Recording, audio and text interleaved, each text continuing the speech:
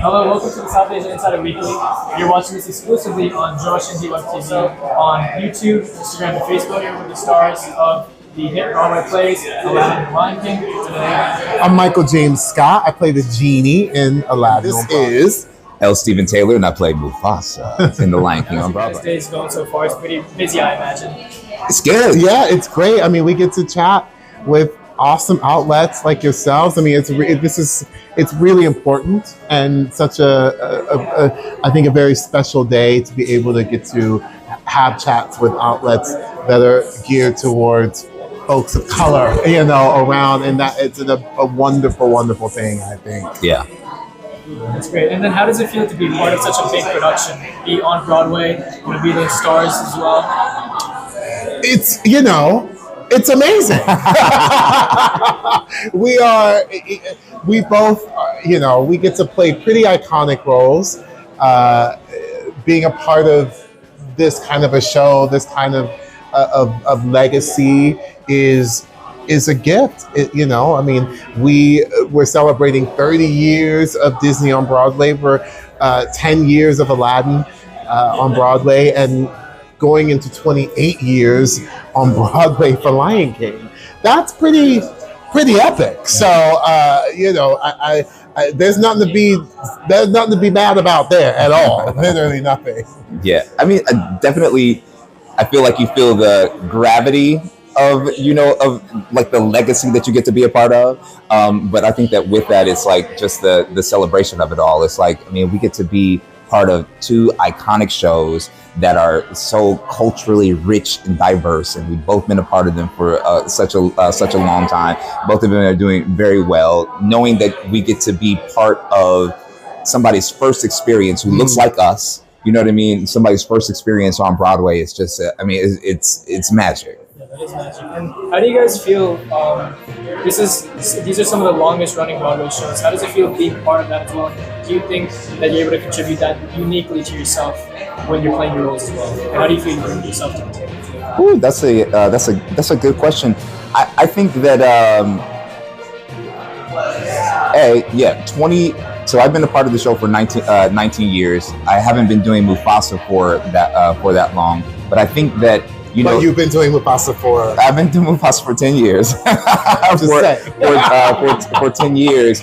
But within that, there are so many people who have contributed to making the show go for as long as it has. I think that, and each person has left a unique stamp on it that I think that has contributed to the longevity of the show itself and what's going to be left for the next generation of theater goers, right? So I like to think that, my contribution has had something to do with it, but I know that it's not just me. I know that there are hundreds of people who are working on this, and then hundreds more who came before me, before I was even in the show, that have left a mark on it as well. And God willing, it's like there's going to be a whole nother generation that comes after us who are going to do the exact same thing. Absolutely.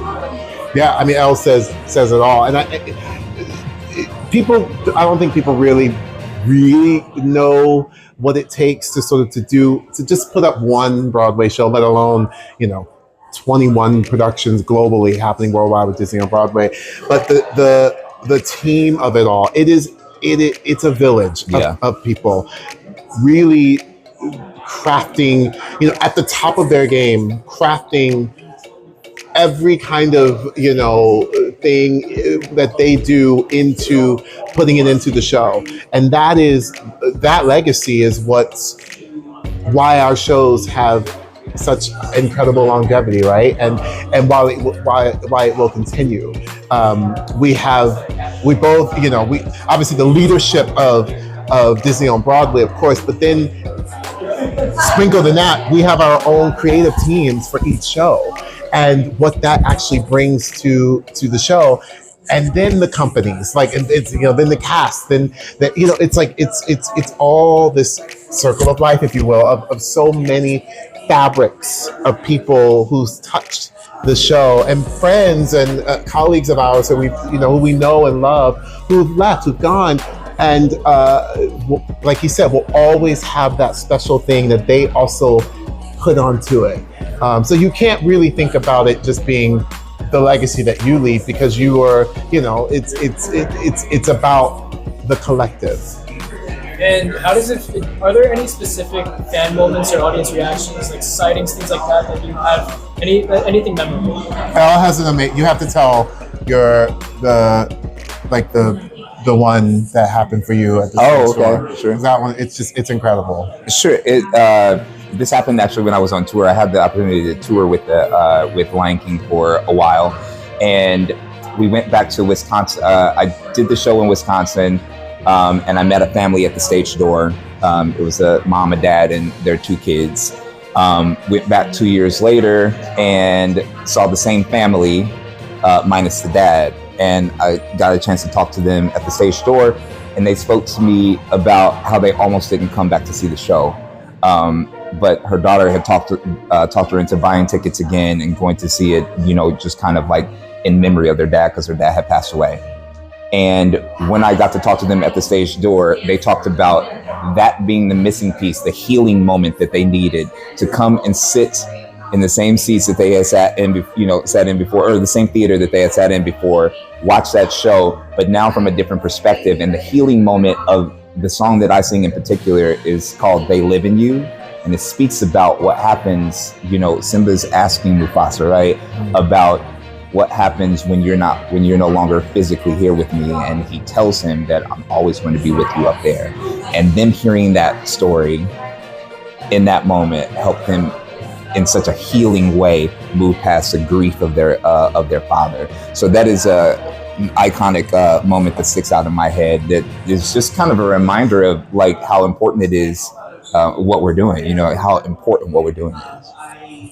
Yes, that's why he has to. You see why you have to share that. That's it. I got chills. Yes, you don't even need my story. Like, that's literally the story, and it's just, to me, that's the epitome of what it is and why we do what we do, and we have no idea what impact we're having on literally hundreds, thousands of people that see our show, and what for them that experience is, and what they get to take away from it. You know what another transcendent moment though is, and I don't know if you've experienced this, is that I was walking out of the stage door one day, and a lady asked me to take a picture of her and her family with my picture, not knowing that it was me.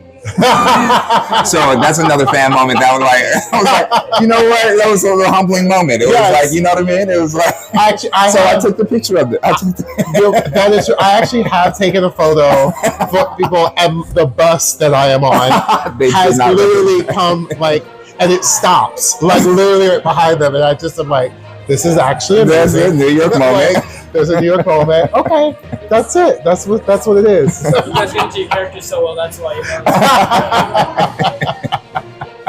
Back to impact, being men of color, how do you feel that you being on this center stage in front of the world really contributes back to the community?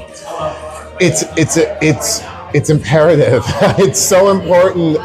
Representation matters, and representation is, it matters especially when you see the physical manifestation literally in front of you. So to be able to stand on a stage and to be able to see it, that happened for me with seeing my first Disney on Broadway show, which was Beauty and the Beast. I saw a black man in the ensemble, and I was like, oh my God, like I could maybe do that one day.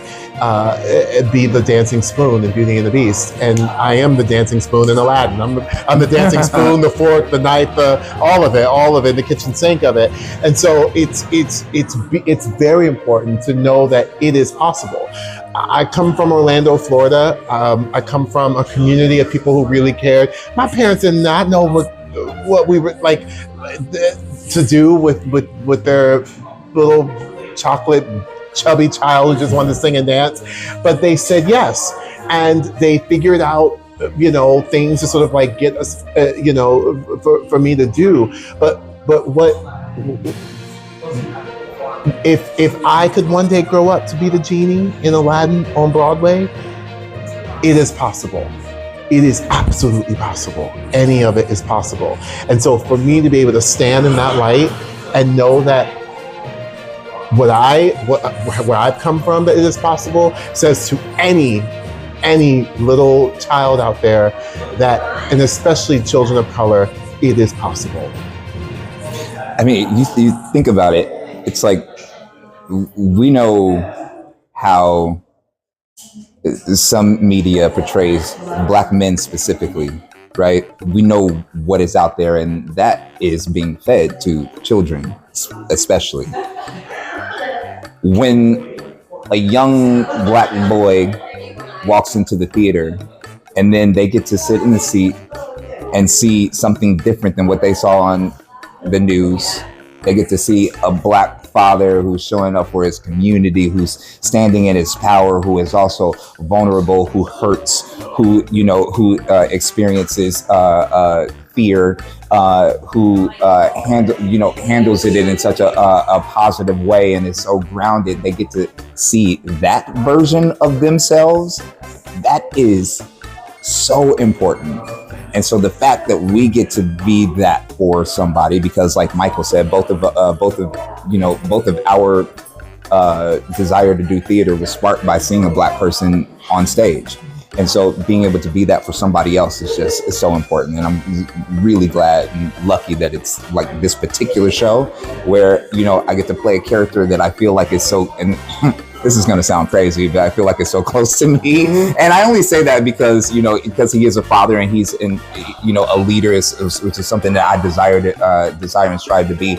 But to be able to play a character that's so close to yourself and then be that type of representation for somebody else it's just important. That was an incredible answer. And then to both of you guys as well, when you first started, did you imagine yourself being in the position you're in now? Getting to that point where you feel like you're contributing back as much as you can and playing the role you like to play? I didn't, honestly. I didn't. It kind of feeds into who you are, right? To the point that you don't have a choice but to do that. So it's when I was just happy to be here and trying to keep a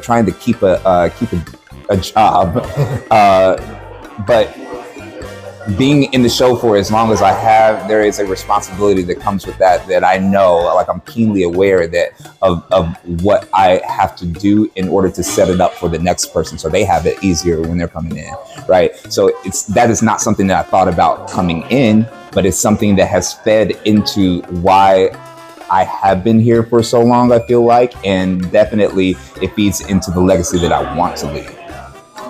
Absolutely.